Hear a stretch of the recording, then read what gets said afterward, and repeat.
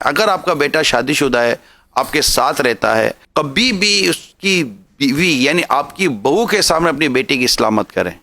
کبھی بھی مت کیجیے گا۔ بیٹی کی کوئی بات سمجھانی ہے، بیٹے کی کوئی غلطی ہے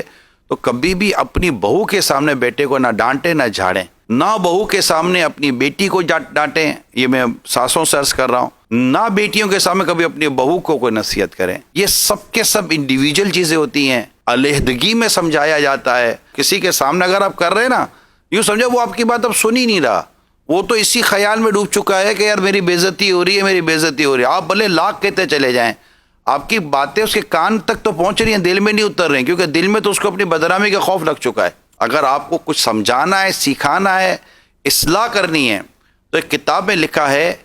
کہ غلطی کرنے والے کی جب آپ اصلاح کرنے جائیں نا، تو غلطی کرنے والے کی جگہ پہلے خود کو رکھیں کہ اگر آپ اس جگہ ہوتے تو آپ کس طرح کی اصلاح کو پسند کرتے۔ اب جو آپ سوچ رہے ہیں نا اپنے بارے میں، وہ اصلاح کا انداز اختیار کریں کہ جو اپنے لیے پسند کرتے اپنے بھائی کے لیے وہی پسند کرو۔ سبحان اللہ۔ اسی طرح مطلب کہ گھر کے اور ممبر ہیں، دو بھائی ہیں، آپ نے ایک بھائی کی اصلاح کرنی ہے، آپ کے دو بیٹے ہیں، آپ کو ایک بیٹے کی اصلاح کرنی ہے، تو اس کو اس کے دوسرے بھائی کے سامنے اس کی اصلاح نہ کریں۔ ہاں، دونوں کا کوئی ریلیٹڈ ٹاپک ہے تو پھر بیٹھ کر سمجھا سکتے ہیں۔ اس طرح بہنیں ہیں،